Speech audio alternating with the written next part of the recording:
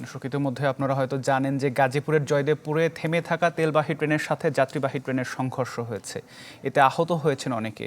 দুর্ঘটনাস্থলে রয়েছেন আমাদের সহকর্মী রফিকুল ইসলাম খান। সবশেষ খবর জানবো তার কাছ থেকে। রফিক, কিভাবে ঘটলো এই দুর্ঘটনা এবং হতাহতদের বিষয়ে বিস্তারিত জানতে চাই। আতিক, সকাল 11টা নাগাদ কিন্তু একটি যাত্রীবাহী ট্রেন এবং তেলবাহী ট্রেনের সাথে সংঘর্ষ হয়েছে, মুখোমুখি সংঘর্ষ।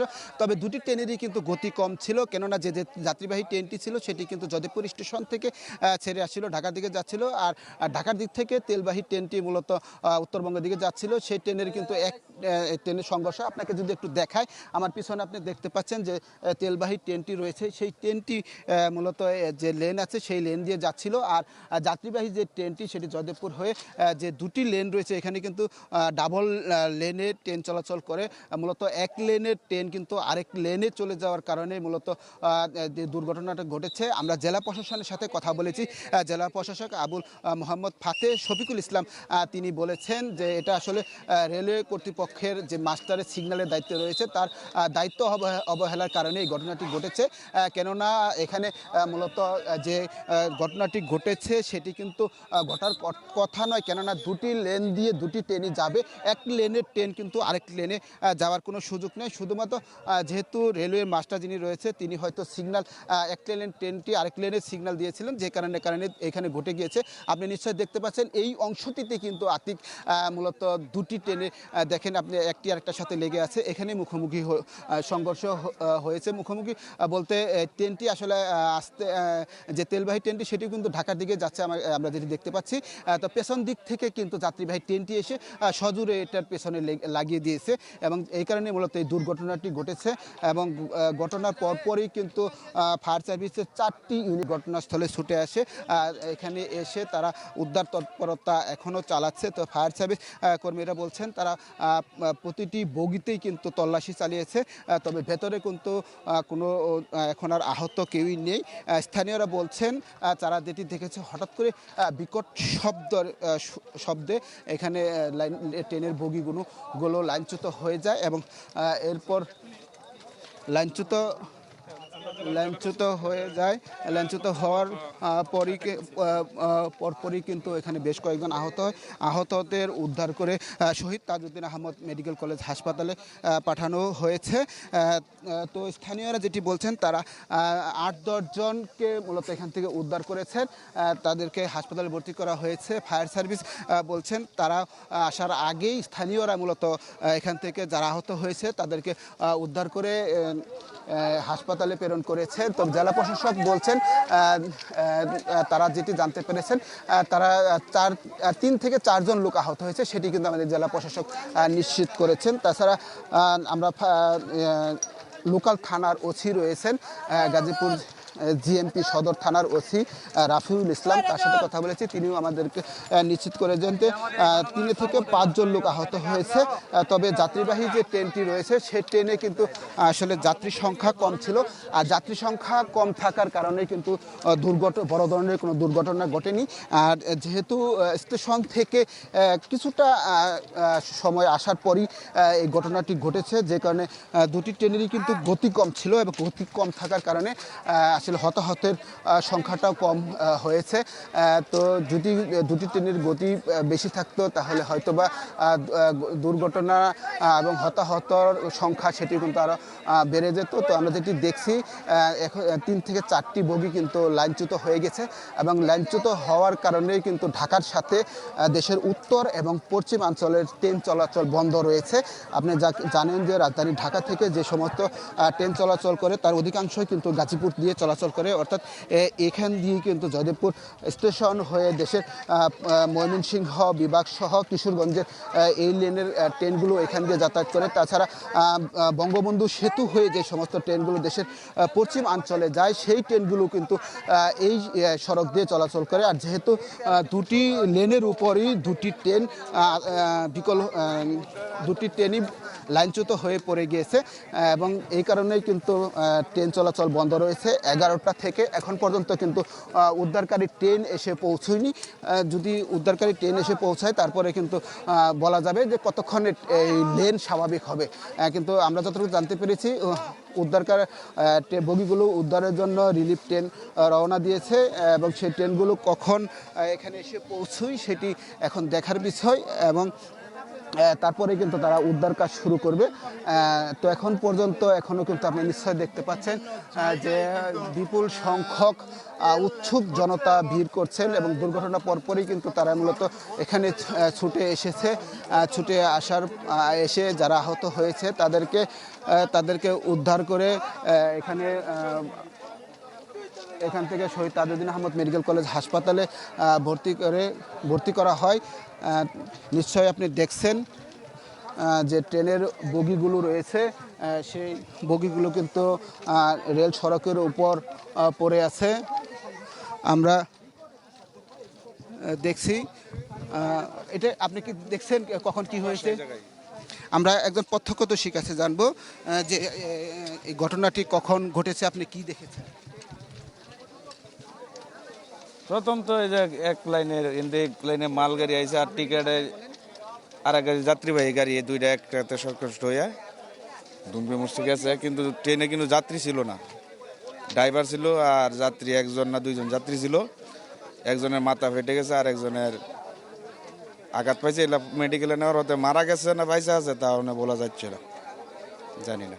আতিক শুনছিলেন আসলে প্রত্যক্ষদর্শীরা দেখেছেন যে এখানে যারা আহত হয়েছে তাদেরকে তারা উদ্ধার করে হাসপাতালে প্রেরণ করেছে এবং হাসপাতালে যারা গিয়েছে তাদের অবস্থা আসলে কেমন সেটি এখনও জানা পারেনি। তবে আমরা সেটি জানার চেষ্টা করব। আমরা যে স্থানীয় প্রশাসনের লোকজন ছুটে এসেছে তাদের সাথে কথা বলেছি, তারা বিষয়টি দেখছেন এবং এই ঘটনার প্রেক্ষিতে কিন্তু জেলা প্রশাসনের পক্ষ থেকে 3 সদস্যের একটি তদন্ত কমিটি গঠন করা হয়েছে। আগামী 2 দিনের মধ্যে তদন্ত কমিটির তাদের প্রতিবেদন দাখিল করবে। কেন দুর্ঘটনাটি ঘটেছে সেটা কারণ অনুসন্ধানে আমাদেরকে সেটি জানিয়েছেন গাজীপুরের জেলা প্রশাসক। তো আপনি নিশ্চয় দেখছেন যে দুর্ঘটনা কবলিত ট্রেন, সেই ট্রেনটি আসলে দুটি যে লেন রয়েছে গাজীপুরের যে রেল সড়ক সেখানে কিন্তু একটি যাত্রীবাহী ট্রেন আর একটি তেলবাহী ট্রেন, দুটি ট্রেনই কিন্তু পড়ে আছে এবং সেইখানে ফায়ার সার্ভিসের কর্মীরা উদ্ধার তৎপরতা চালাচ্ছে। অর্থাৎ বগিগুলো তল্লাশি দিচ্ছেন যে বগির ভেতরে আর কেউ আটকা পড়ে আছে কি না।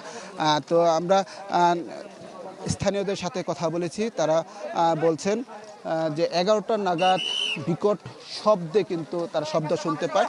তারপরে দেখে যে দুটি ট্রেনের সংঘর্ষ হয়েছে, অর্থাৎ যে তেলবাহী ট্রেন সেই তেলবাহী ট্রেনের পেছনে সজোরে ধাক্কা মারে এই যাত্রীবাহী ট্রেনটি এবং এই ঘটনার পরই কিন্তু এই হতাহতের ঘটনা ঘটে। তবে যদি যাত্রীবাহী ট্রেনে যাত্রী বেশি থাকতো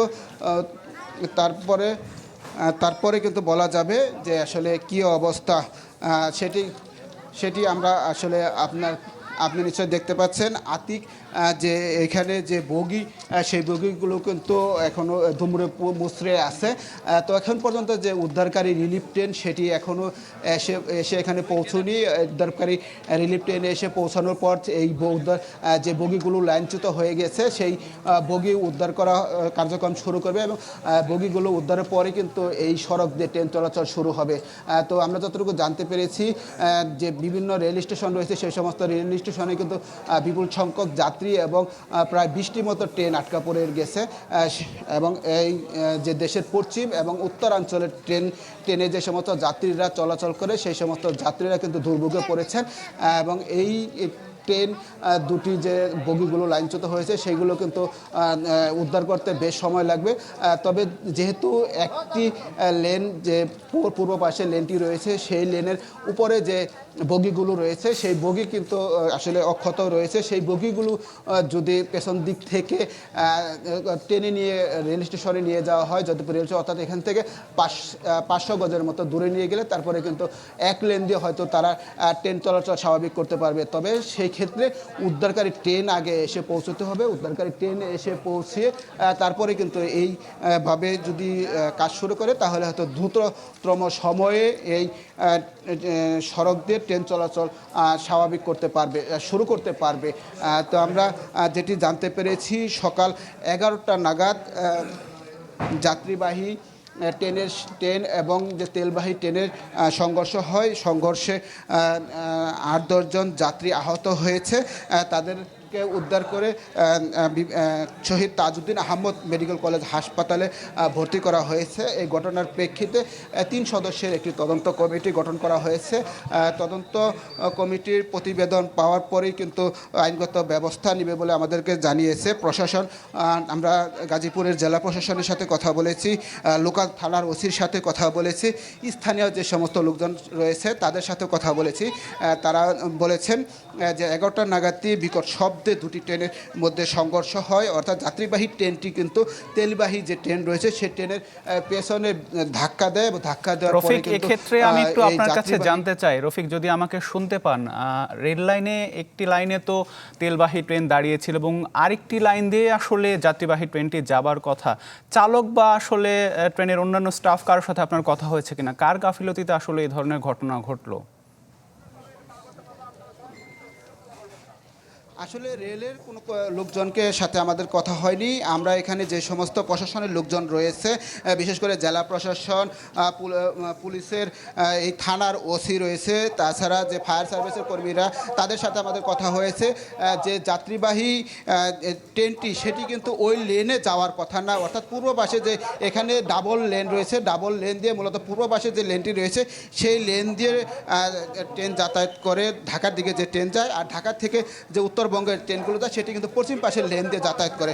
অর্থাৎ আমরা যেটি দেখছি এই যাত্রীবাহী ট্রেনটি কিন্তু ওই লেন দিয়ে যাওয়ার কথা নয়, এই লেন দিয়ে যাওয়ার কথা। অর্থাৎ ওই লেনে কিন্তু আগে থেকে একটি ট্রেন চলাচল করছে, যে তেলবাহী ট্রেনটি রয়েছে সেটি পশ্চিম পাশের লেন দিয়ে চলাচল করছে। অর্থাৎ ভুল সিগন্যালের কারণে কিন্তু এই যাত্রীবাহী ট্রেনটি আসলে পশ্চিম পাশের লেনে ঢুকে গিয়েছে এবং ঢুকে পড়ার কারণে কিন্তু এই দুর্ঘটনাটি ঘটেছে।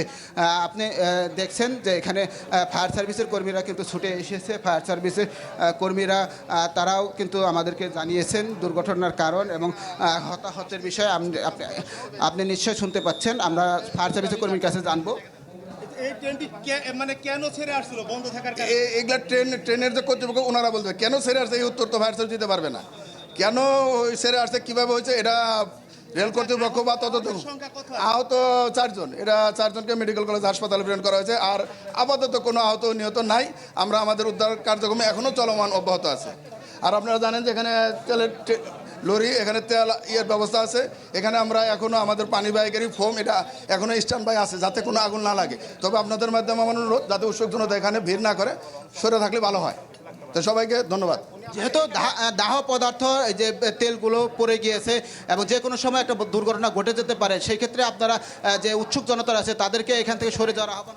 না, ঘটনাটি কি ঘটেছিল, আপনারা এসে কি দেখেছেন, কতজনকে আপনারা এখান থেকে আহত অবস্থা উদ্ধার করেছেন, সে বিষয়ে আপনারা কিছু জানতে পেরেছেন কিনা, সর্বশেষ কি অবস্থা রয়েছে সেটি যদি আমাদেরকে একটু বলতেন। তো আপনি জানেন যে এখানে যে দুর্ঘটনাটি ঘটেছে, দুর্ঘটনার পরই ফায়ার সার্ভিসের 4টি ইউনিট ঘটনাস্থলে এসে ফায়ার সার্ভিসের কর্মীরা উদ্ধার কাজ চালিয়ে যায়। তো আমাদেরকে যেটি বলছেন 4 জন কিন্তু এখানে আহত হয়েছে এবং 4 জনকে উদ্ধার করে শহীদ তাজউদ্দিন আহমদ মেডিকেল কলেজ হাসপাতালে ভর্তি করা হয়েছে।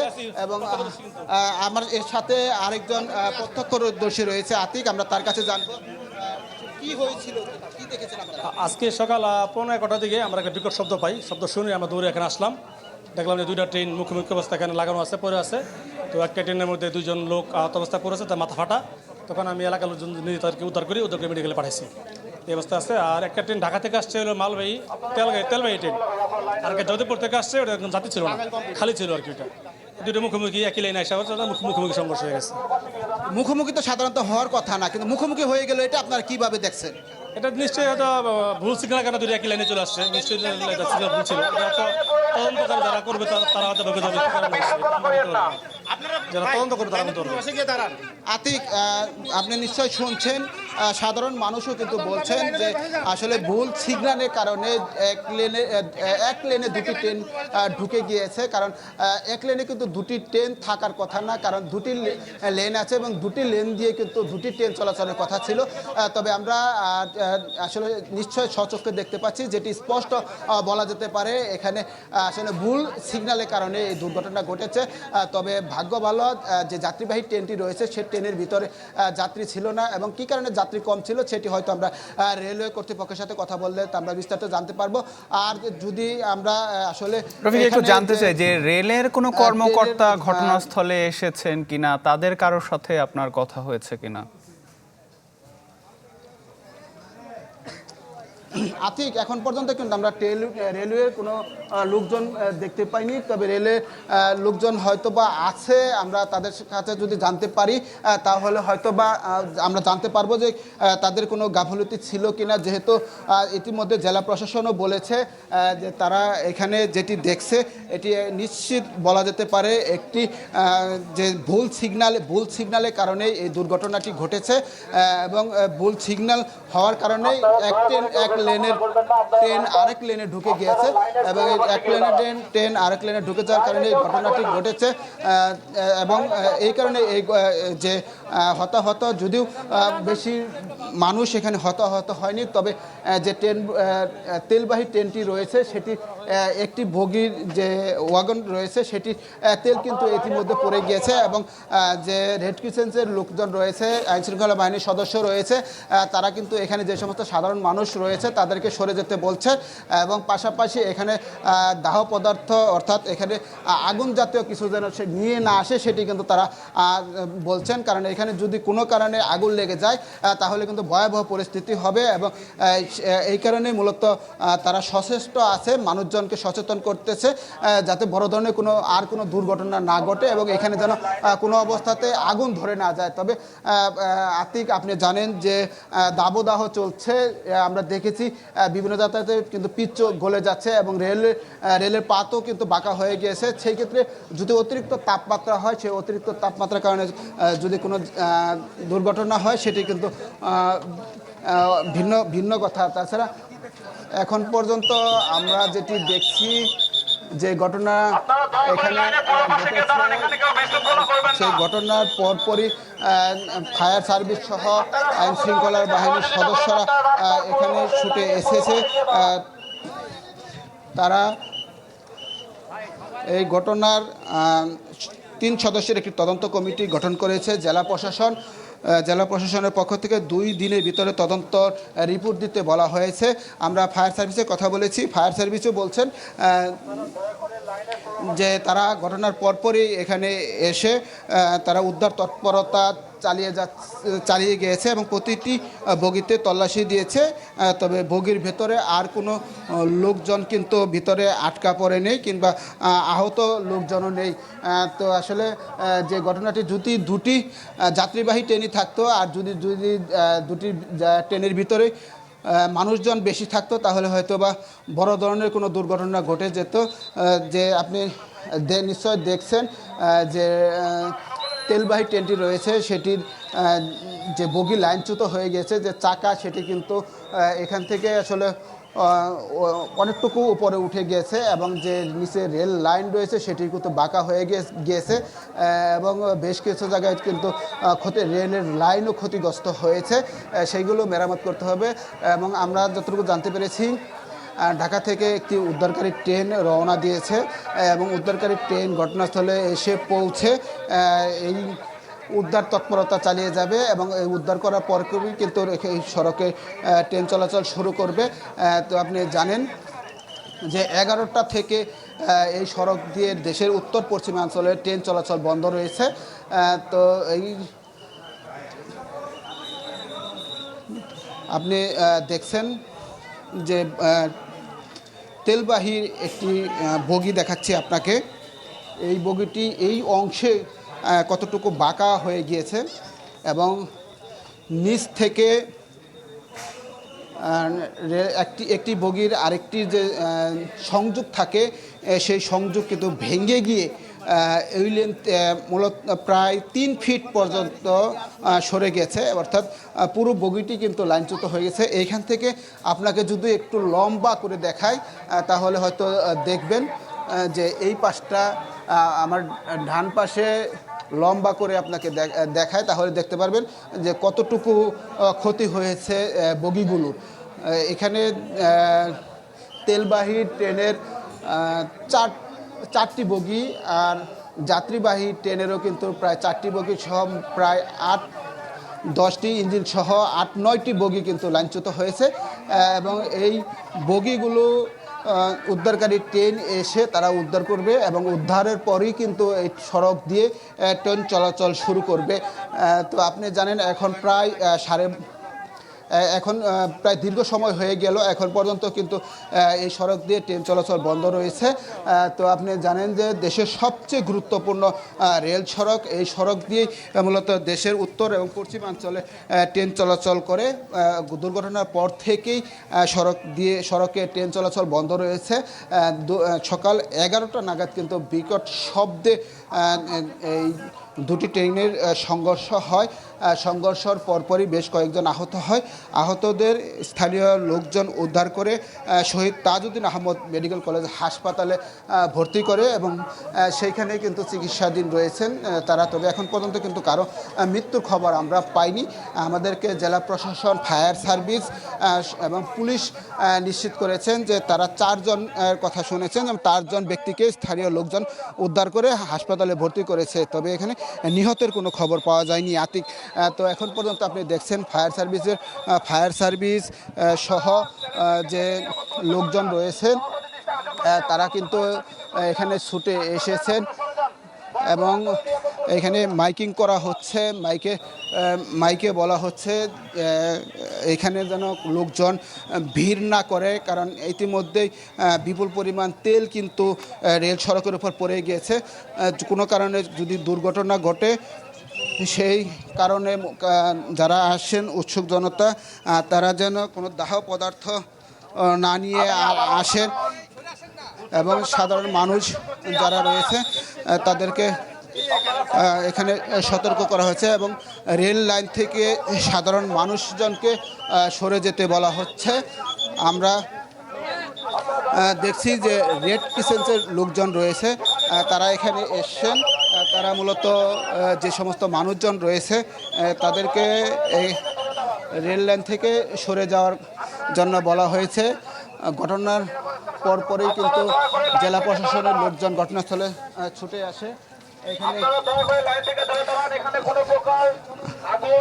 আমরা এখানে যে স্থানীয় লোকজন রয়েছে তাদের সাথে কথা বলবো, যারা ফায়ার সার্ভিসের লোকজন রয়েছে তাদের সাথে কথা বলবো। আপনি নিশ্চয় দেখতে পাচ্ছেন যেখানে রেড ক্রিসেন্টের লোকজন রয়েছে। আপনারা আসলে মানুষদেরকে কী ধরনের সচেতন করছেন?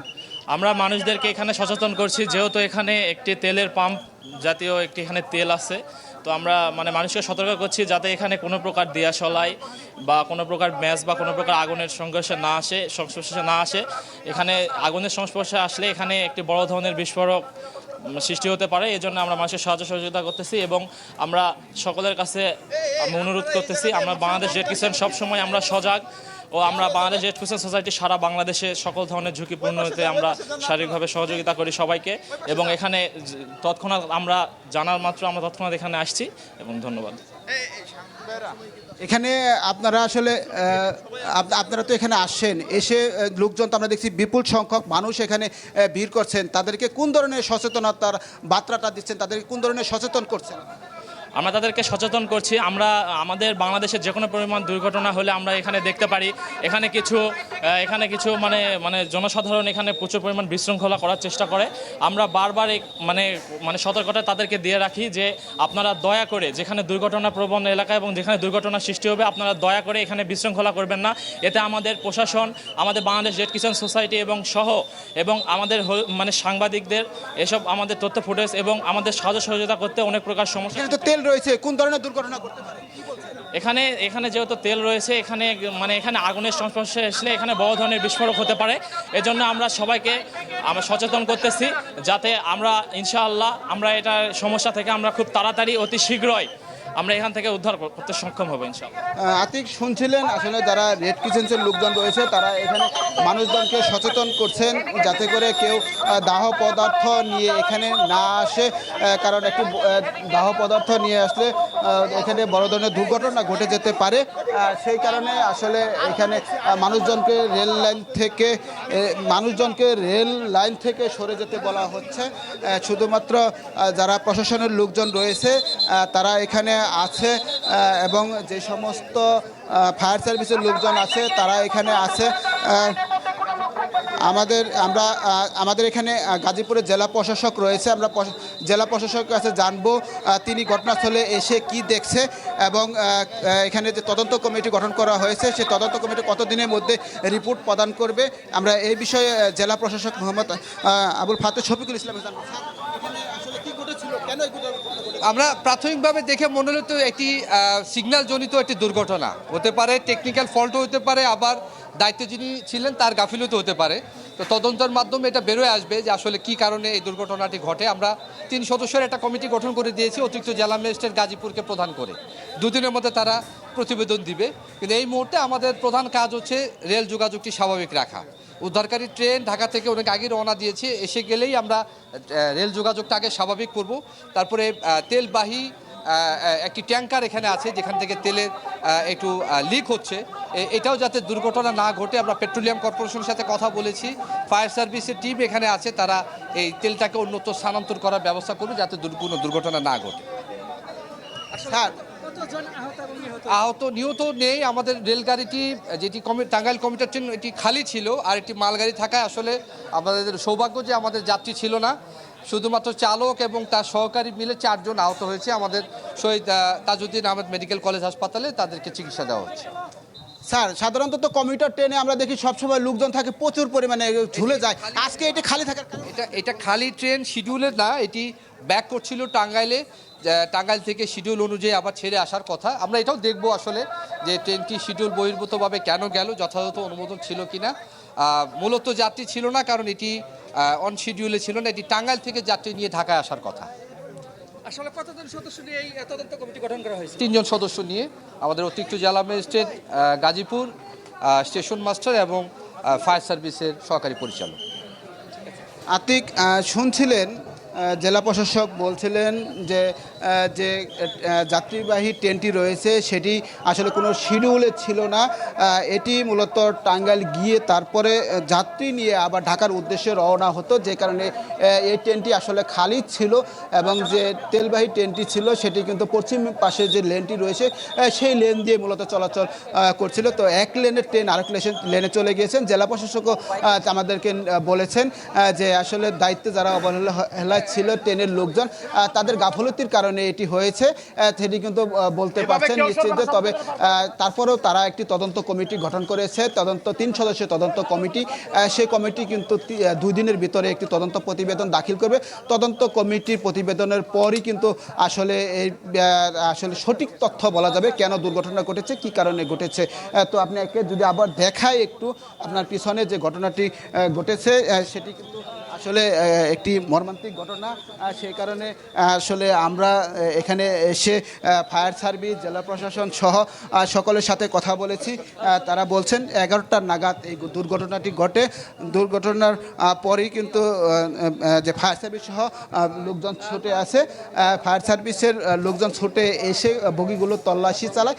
তারা কিন্তু কোনো লোকজন ভেতরে পায়নি। স্থানীয়রাই মূলত 4 জনকে উদ্ধার করে শহীদ তাজউদ্দিন আহমেদ মেডিকেল কলেজ হাসপাতালে প্রেরণ করেছে, সেখানে তারা চিকিৎসাধীন রয়েছে। তো এখন পর্যন্ত এখানে এই ছিল রেল দুর্ঘটনার সর্বশেষ খবর। আতিক। জি রফিক, অনেক ধন্যবাদ আমাদের সাথে যুক্ত হবার জন্য। দর্শক, আমাদের সহকর্মী রফিকুল ইসলাম খান যেটি জানাচ্ছিলেন যে গাজীপুরের জয়দেবপুরে তেলবাহী ট্রেন এবং আরেকটি যাত্রীবাহী ট্রেনের মধ্যে সংঘর্ষ হয়েছে, যেখানে অন্তত 4 জনের আহত হবার খবর জেলা প্রশাসক যেটি আমাদেরকে জানালেন, সে বিষয়ে বিস্তারিত জানাচ্ছিলেন তিনি।